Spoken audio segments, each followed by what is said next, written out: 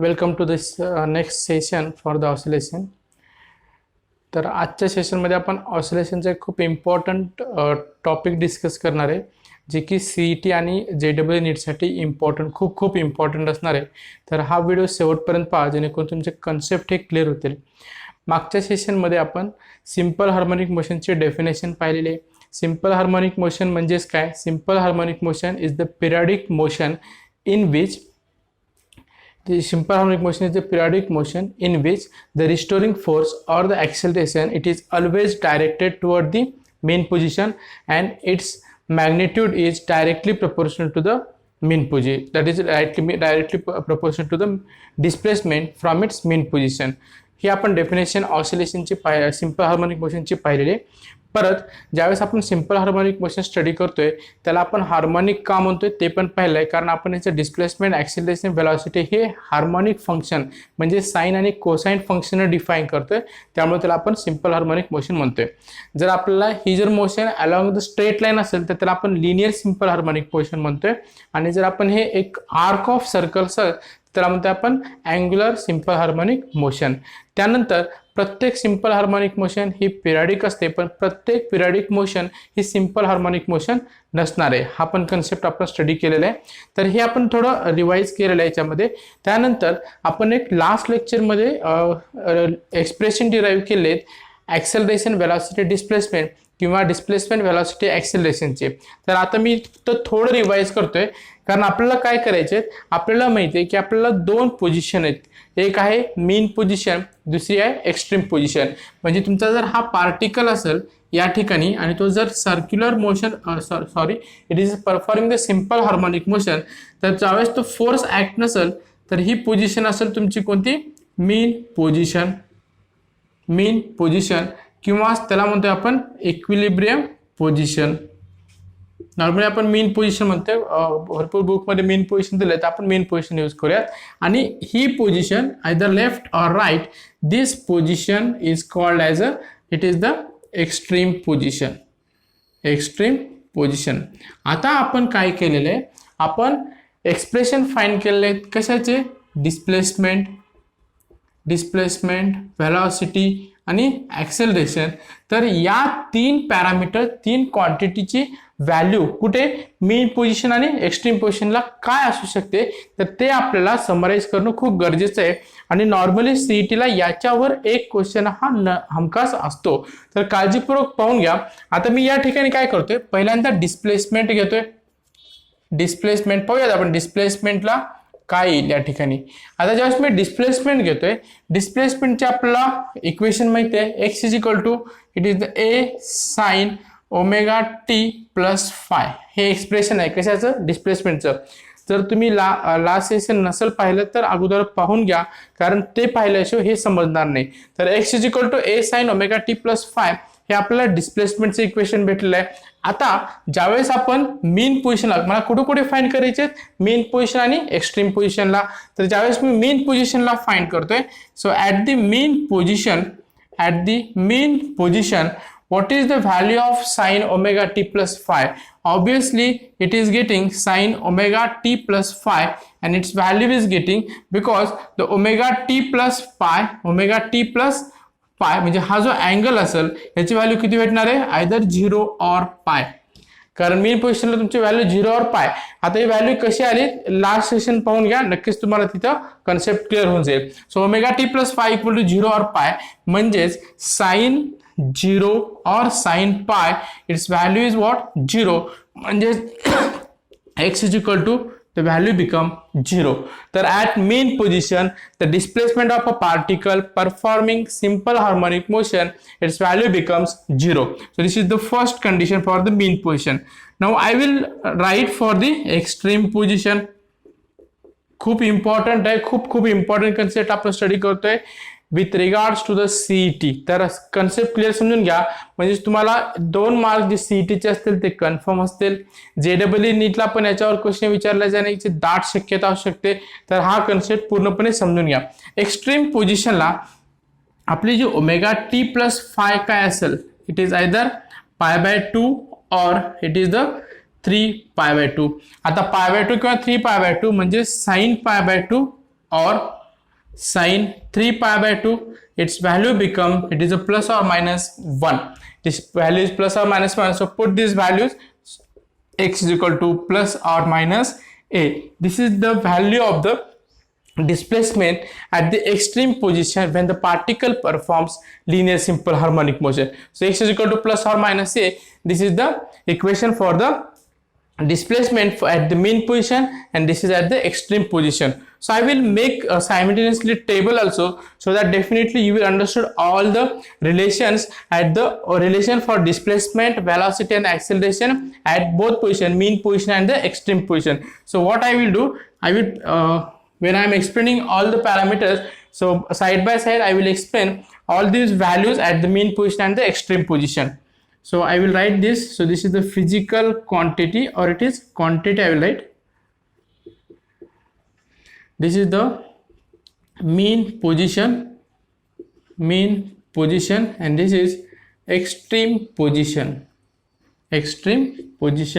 So quantities are there. The first one is displacement, its value I will write x a sine omega t plus phi. Yes, so at mean position I am getting the value x as a 0. This value becomes, it is a minimum, and at extreme position it is a plus or minus a, it is toward right or the left, it is plus or minus a, and this value become, it is the maximum. So first quantity, getting, this is just for understanding, so you can definitely understood all the quantities at the one glance, that is at when you are looking to this table. So this is all about the displacement. Now let us see for the velocity.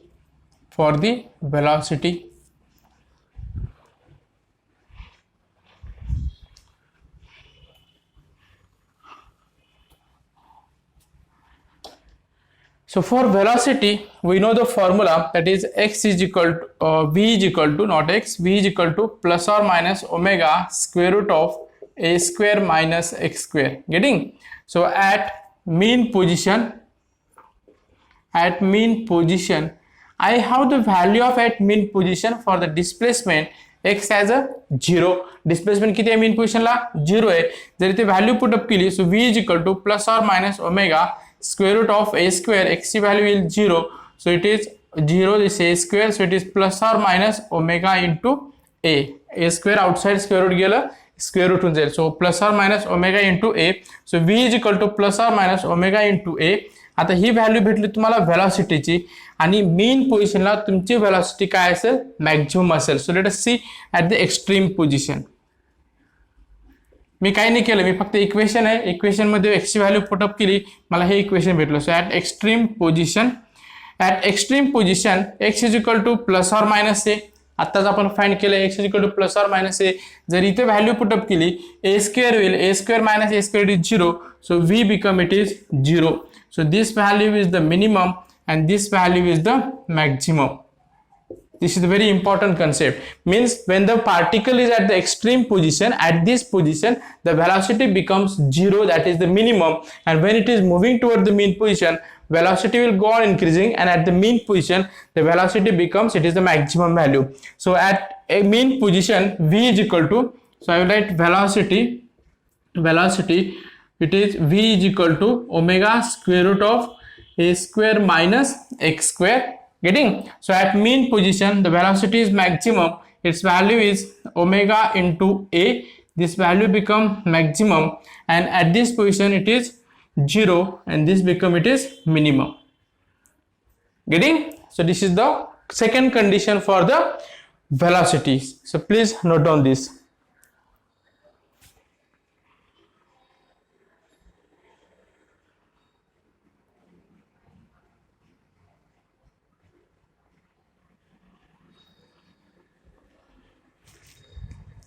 Now next we will see for the acceleration.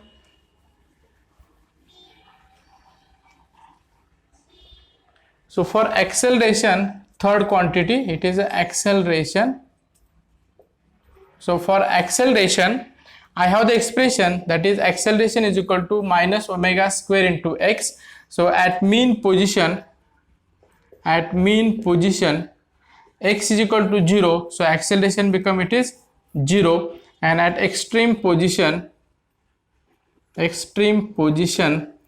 x is equal to plus or minus a, so a is equal to, it is minus plus omega square into a, and this value become, it is the maximum. So at acceleration, so this is the acceleration expression, acceleration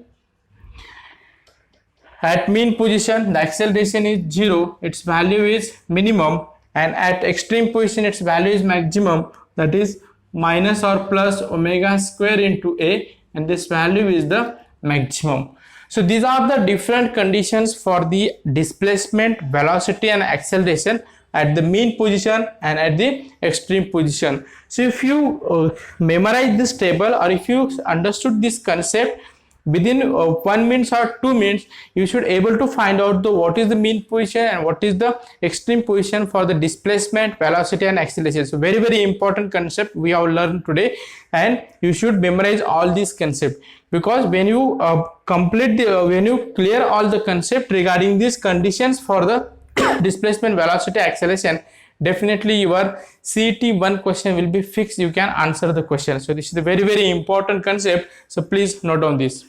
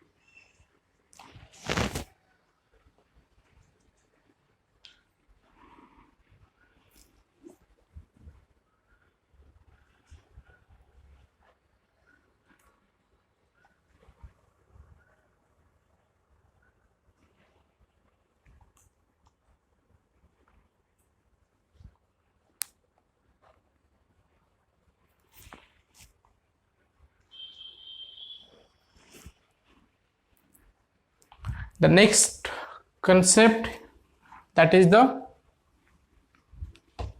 amplitude, period and the frequency of the simple harmonic motion. So let us see what are these terms, that is the amplitude, period and the frequency of simple harmonic motion. So these are the important terms. Normally for board exam that definition will be asked, so you should know all these terms: amplitude, period and the frequency of the simple harmonic motion. So we will first define what is the amplitude. So what you do, you consider the one particle at the O, that is the mean position, and this particle is performing the simple harmonic motion, that is linear simple harmonic motion, along the straight line, that is the m and n. And suppose this particle is at this P point, so this is the displacement is x. These are the extreme positions, that already we know. So this particle, आता इथं आपल्याला काय समजायचं, एक particle आहे जो की O पोझिशनला आहे आणि तो कोणती पोझिशन आहे, मेन पोझिशन आहे. आता ज्यावेळेस तुमचे m आणि n तो linear simple harmonic motion perform करेल, तो पार्टिकल P काहीतरी डिस्प्लेसमेंट कव्हर करेल आणि हे डिस्प्लेसमेंट किती असेल, x. आता जर पाहिलं आपण एम्प्लिट्यूड, म्हणजे आपला amplitude that is the displacement of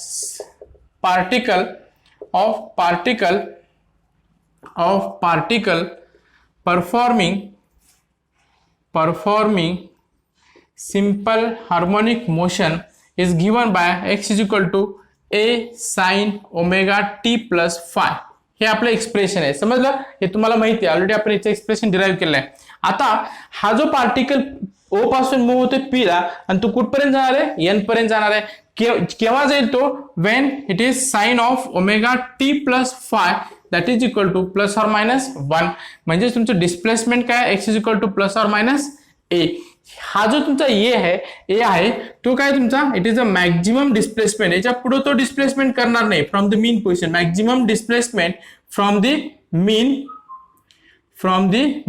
position, and this maximum displacement of the particle performing the linear simple harmonic motion from the mean position is called as an amplitude. So I will write the definition. The maximum displacement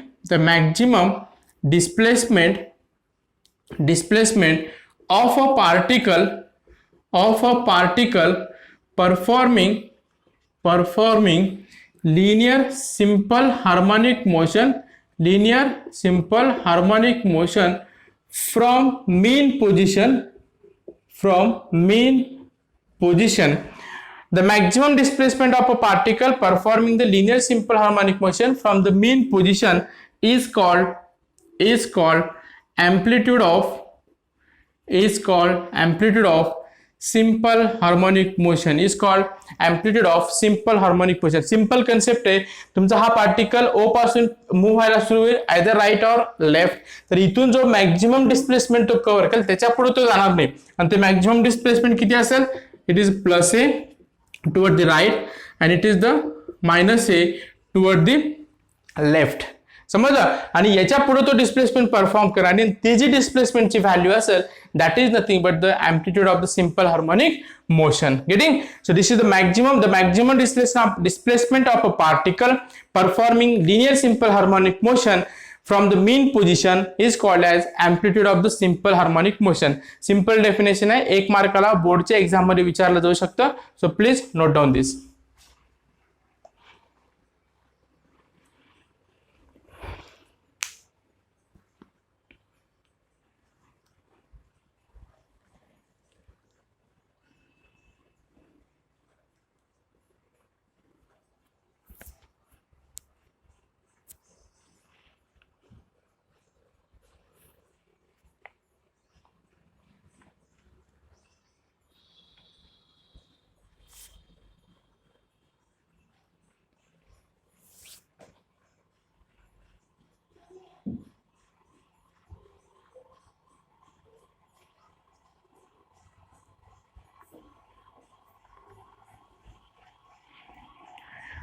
Next definition is period of simple harmonic motion.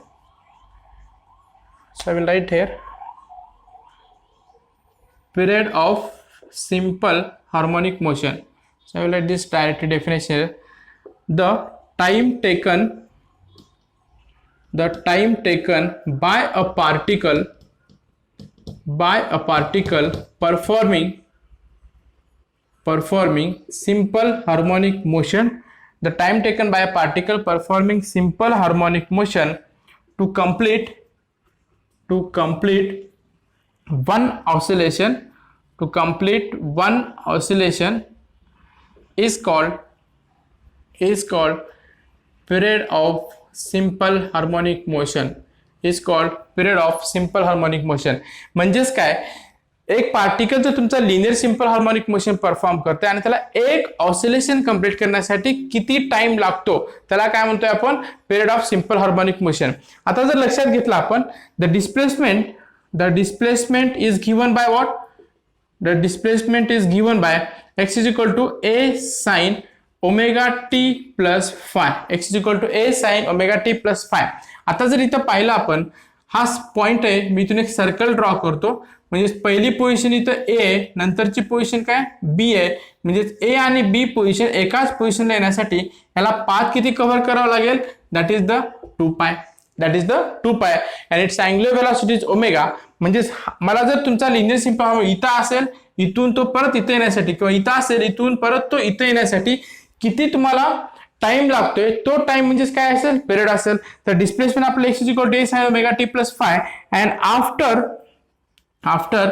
t is equal to t plus 2π by omega. म्हणजे x is equal to a sin omega. टीच्या जागी मी इथे काय लिहितोय आता, t plus 2π by omega plus phi. This omega get cancelled, so I am getting here expression a sin omega cancel जरा, a sin t plus 2 pi plus phi, and sin 2 pi plus theta, that is the same, so it is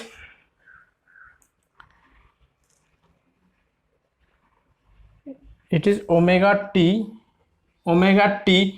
plus 2 pi plus phi. म्हणजे हे जे तुमचं पाहिलं sin 2 pi plus theta, हा काय होतो sin theta. Getting?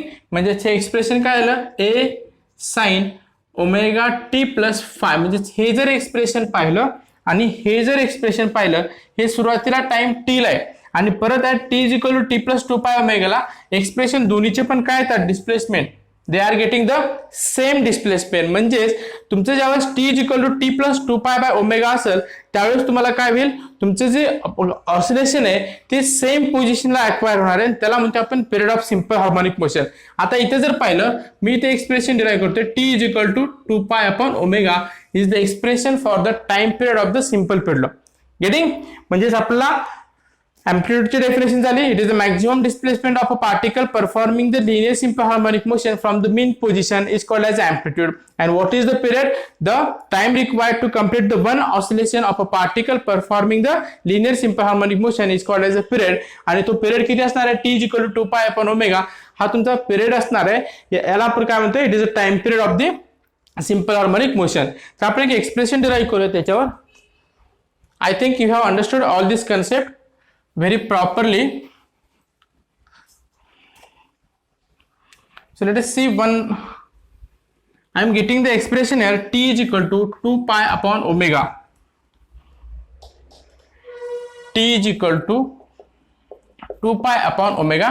आपल्याला परत एक एक्सप्रेशन माहिती आहे, k upon m is equal to omega square. K upon m is equal to omega square. So omega square is equal to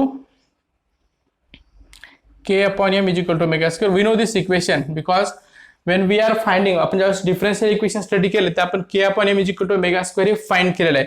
आता जर पाहिला आपण ओमेगा इज इक्वल टू, हा काय k काय आता फोर्स पर, म्हणजेच मी इथं ओमेगा स्क्वेअर लिहितोय, omega square is equal to it is the force per unit displacement. k ची value force per unit displacement, त्यालाच म्हणतोय आपण force constant, force unit per displacement, आणि हा काय येईल, मास. गेटिंग? आता जर पाहिलं आपण इथं, मी फोर्स अपॉन मास, मला इक्वेशन माहिती आहे, force is equal to mass into acceleration. So acceleration is equal to force per mass, म्हणजे फोर्स पर मास हे काय येईल आपलं acceleration. So can I write this, omega square is equal to acceleration per unit displacement, per unit displacement. समजते का? लक्षात घ्या, t is equal to 2 pi by omega आपल्याला व्हॅल्यू भेटली time period of the simple harmonic motion. त्यावेळेस काय होईल, तुमचा पार्टिकल तीच पोझिशन जी इनिशियल पोझिशन होती त्याच इनिशियल पोझिशनला असेल. केव्हा? t is equal to capital t is equal to 2 pi upon omega. t is equal to 2 pi upon omega. आता माझ्याकडे एक एक्सप्रेशन आहे, ओमेगा स्क्वेअर आपण अँग्युलर व्हेलॉसिटी ज्यावेळेस डिफरन्शियल इक्वेशन मध्ये डिफाइन केलंय त्यावेळेस आपण हे फाइंड केलंय, omega square is equal to k upon m. आता मी थोडी तर ऍडजस्ट काय करतोय, k हा काय फोर्स कॉन्स्टंट आहे आणि त्यालाच आपण काय म्हणतोय, force per unit displacement, force per unit displacement upon M. आता जर पाहिलं, मी इथे सिंपल एक कन्सेप्ट यूज केलेला आहे, force is equal to mass into acceleration, न्यूटनचा सेकंड लॉ सांगतोय. आणि इथून जर पाहिलं, acceleration is equal to force upon mass. आता इथे फोर्स अपॉन मास म्हणजे ही जी टर्म्स आहे याला काय लिहिता येईल मला, इट इज ऍक्सेलरेशन. तर मी इथं ऍक्सेलरेशन दिलं, so acceleration per unit displacement it is omega. So omega is equal to what, it is a square root of acceleration per unit displacement, getting acceleration omega is equal to square root of acceleration per unit displacement. आता जर पाहिलं आपण इथं, जर मी t म्हणजे हा काय period आहे कशाचा, सिंपल हार्मोनिक मोशनचा, t is equal to 2 pi upon ओमेगाच्या जागी मी इथं काय देतोय, acceleration per unit displacement. तर हा एक तुम्हाला नवीन फॉर्म्युला येईल, time period of the simple harmonic motion is equal to t is equal to 2 pi upon square root of acceleration per unit displacement. Getting? Please note down this.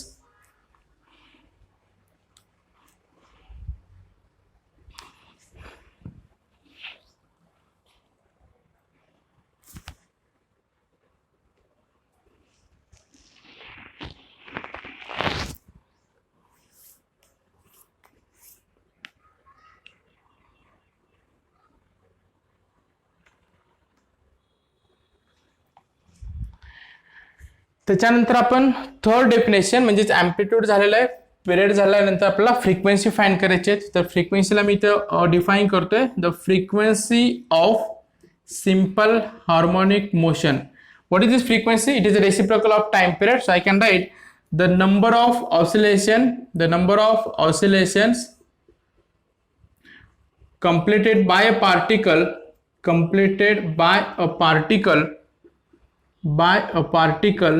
performing simple harmonic motion in unit time is called frequency of simple harmonic motion. Then T is equal to, it is obviously, that is frequency, it is denoted by n. So n is equal to 1 upon t, आणि या t चे expression माहिती आहे आपल्याला, it is 2 pi upon omega, म्हणजे हे काय होईल आपलं ओमेगा अपॉन 2 पाय. किंवा आता जर आपण यालाच आपण इथे व्हॅल्यू लिहायची असेल, omega is equal to square root of K upon M, so it is 2 pi upon square root of K upon M असं पण लिहिता येईल, म्हणजे square root of M upon K. So 2 pi omega, so this will become omega is equal to square root of K 1 upon 2 pi square root of K upon M, और the T is equal N is equal to, it is a square root of acceleration per unit displacement upon 2 pi. You can use the any formula for the frequency. मी काही नाही केलं इथं, या time पिरियडचा फक्त reciprocal घेतलाय आणि तुम्हाला हे इक्वेशन वेगवेगळे फॉर्म मधले इथं फॉर्म झाले. So please note down this the terms, very very important. Amplitude, period, frequency of the simple harmonic motion.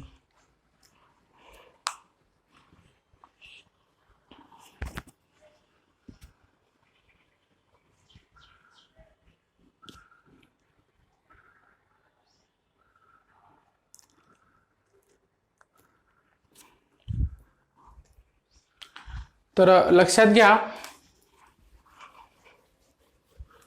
खूप इम्पॉर्टंट कन्सेप्ट आहे, पण बेसिक टर्मिनॉलॉजी आपण इथं लर्न केलेलं आहे सिंपल हार्मोनिक मोशनचा. And I hope that everyone has understood. जर समजलं असेल तर हिट करा लाईक बटन आणि कमेंट्स करा तुमचं स्टेटस काय अंडरस्टँडिंगचं आत्तापर्यंत जे आपण ऑसिलेशन चॅप्टर स्टार्ट केलेलं आहे. मी ते थोडं रिवाईज करतोय. So x is equal to A sine omega T plus phi हे एक्सप्रेशन आहे डिस्प्लेसमेंटचं. त्याच्यानंतर व्हेलॉसिटीचं एक्सप्रेशन काय आपल्याकडे, v is equal to omega plus or minus square root of A square minus x square, आणि इथे येईल acceleration, it is minus omega square into x. हे आपल्याला एक्सप्रेशन, 3 एक्सप्रेशन माहिती आहेत डिस्प्लेसमेंट, व्हेलॉसिटी आणि ॲक्सेलरेशनचं. त्या ठिकाणी आपल्याला काय करायचे, इथं जर पाहिलं मी तोच टेबल मी इथं रिवाईज करतोय कारण इम्पॉर्टंट आहे. क्वांटिटी, त्याच्यानंतर आपल्याला मीन पोझिशन आणि त्यानंतर इथं असणार आहे आपलं एक्स्ट्रीम पोझिशन. आता जर क्वांटिटी जर पाहिलं, पहिली क्वांटिटी आहे आपली डिस्प्लेसमेंट आपण या क्वांटिटीने डिफाईन करतोय. हे मीन पोझिशनला काय असेल 0, इट्स व्हॅल्यू इज मिनिमम, आणि या ठिकाणी काय असेल it is a plus or minus A, its value is maximum. Second, it is the velocity mean पोझिशनला तुमची मॅक्झिमम असणार आहे आणि याची व्हॅल्यू असणार आहे v is equal to plus or minus omega A, its value is maximum, and at extreme position it's value is 0 and this is the minimum. So this is the second condition for the velocity. And third condition is acceleration. At acceleration is equal to 0 and its value is minimum, and acceleration is equal to maximum, that is minus or plus omega square a, and its value is maximum. तर हे important terms आहेत, important conditions आहेत जे की तुम्हाला लक्षात ठेवायचे आहेत. Displacement, velocity, acceleration at the mean position and at the extreme position, the very very important in point of view CET. So प्रत्येकाने व्यवस्थित समजून घ्या आणि ऑसिलेशनवर आपल्याला खूप चांगल्या प्रकारे कमांड घ्यायचे, आपल्याला याचे मार्क्स पण मिस करायचे नाहीत. बोर्डला पण असेल आणि तुमचं CET नीट JEEला पण असेल, या चॅप्टरवरचे मार्क्स आपल्याला फुल्ली परफेक्ट म्हणजे परफेक्ट करायचे. जसं जसं आपण पुढे जातोय तसं तसं तुम्हाला डेफिनेटली त्याच्यामध्ये इंटरेस्ट येत असेल आणि तुम्हाला समजण्यामध्ये थोडा सिम्प्लिसिटी पण होत जात असेल. तर विद्यार्थी मित्रांनो लक्षात घ्या, ज्यावेळेस आपण इथे आता टीचिंग सेशन चालू करतोय तर तुम्ही ज्यावेळेस एकदा व्हिडिओ पाहून घ्या, म्हणजे डोक्यामध्ये काही पण न ठेवता समोर आपला तुमचा मोबाईल असेल किंवा लॅपटॉप असेल आणि आपला व्हिडिओ असेल, तो कॉन्सन्ट्रेशन देऊन जे आपलं 45 मिनिट जे काही आपलं लेक्चरचं सेशन असेल स्टार्टपासून ते एंडपर्यंत कॉन्सन्ट्रेशन देऊन पाहायचं. पूर्ण पाहिल्यानंतर तुमची नोटबुक असेल प्रिपेअर केलेली, जसं जसं आपण इथं फ्लो करतोय तसं तसं तुम्ही पॉईंट्स नोट डाऊन करा. कशामध्ये? तुमच्या नोटबुकमध्ये. आणि त्यानंतर टेक्स्टबुक तुमच्याकडे आहे आणि आपल्या क्लासेसचं स्टडी मटेरियल पण तुमच्याकडे आहे, तर ते फक्त एकदा वाचून घ्या म्हणजे तुमच्या पूर्ण कन्सेप्ट क्लिअर होतील. इथं जरी कन्सेप्ट क्लिअर नाही झाल्या तर आम्हाला फोन करा किंवा व्हॉट्सअप करा, काही पण करा, पण त्या दिवशीच तो कन्सेप्ट क्लिअर करून घ्या. कारण आता आपण खूप इम्पॉर्टंट फेजकडे जातोय, जेणेकरून आपल्याला जो आपला पोर्शन आहे जून मंथ एंडिंग पर्यंतचा तो आपल्याला परफेक्ट करायचे with respect to the board, with respect to the NEET, JEE and CET. तर या अशा डायरेक्शन आपण चाललेलो आहे आणि नक्कीच आपण योग्य डायरेक्शन आणि योग्य जी स्पीड आहे त्या स्पीडनं आपण चाललेलो आहे, जी की आपण यशासाठी तुमचं जी मार्क लिस्ट आहे नीट आणि JEE क्रॅक करण्याचं त्यासाठी आपण जे धडपडतोय ते नक्कीच आपल्याला इथं सक्सेस भेटणार आहे. तर instruction जसा दिले तसा please follow that instruction. Definitely you will get the comparedness with the different chapters of the physics, math, chemistry and biology, and definitely you will crack your NEET and JEE. So thanks for watching this video. Lesson आवडला असेल हा आजचा, नक्कीच hit करा like button, जेणेकरून आणखीन motivation भेटेल चांगले चांगले व्हिडिओ तुमच्यापर्यंत पोहोचण्यासाठी. So thank you for watching this video. Thank you.